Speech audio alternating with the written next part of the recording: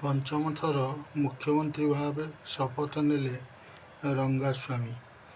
All India NR Congress ନେତା N Rangaswamy ଆଜି ପଞ୍ଚମ ଥର ପାଇଁ ପୁଡୁଚେରୀ ମୁଖ୍ୟମନ୍ତ୍ରୀ ଭାବେ ଶପଥ ନେଇଛନ୍ତି। ମୁଖ୍ୟମନ୍ତ୍ରୀ ରଙ୍ଗାସ୍ୱାମୀଙ୍କ ସହ ଅନ୍ୟ 2 ଜଣ ସଦସ୍ୟ ମଲ୍ଲଦୀ କ୍ରିଷ୍ଣା ରାଓ ଏବଂ ବିଜେପିର ଏ ନମ ଶିବାୟମ ମଧ୍ୟ ଏନ୍ଡିଏ ସରକାରରେ ମନ୍ତ୍ରୀ ଭାବେ ଶପଥ ନେଇଛନ୍ତି।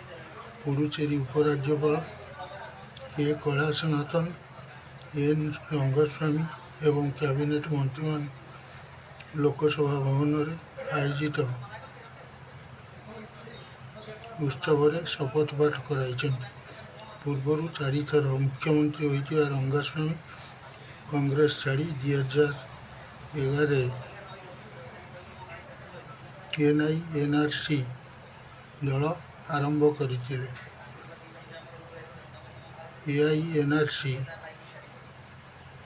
ମୁଖ୍ୟ ଭାବେ ସେ 2 ଥର ମୁଖ୍ୟମନ୍ତ୍ରୀ ହୋଇଛନ୍ତି। ବିଜେପି ଜାତୀୟ ସଭାପତି ନିତିନ ନବୀନ ରଙ୍ଗାସ୍ୱାମୀଙ୍କ ଶପଥ ଉତ୍ସବରେ ଯୋଗ ଦେଇଥିଲେ।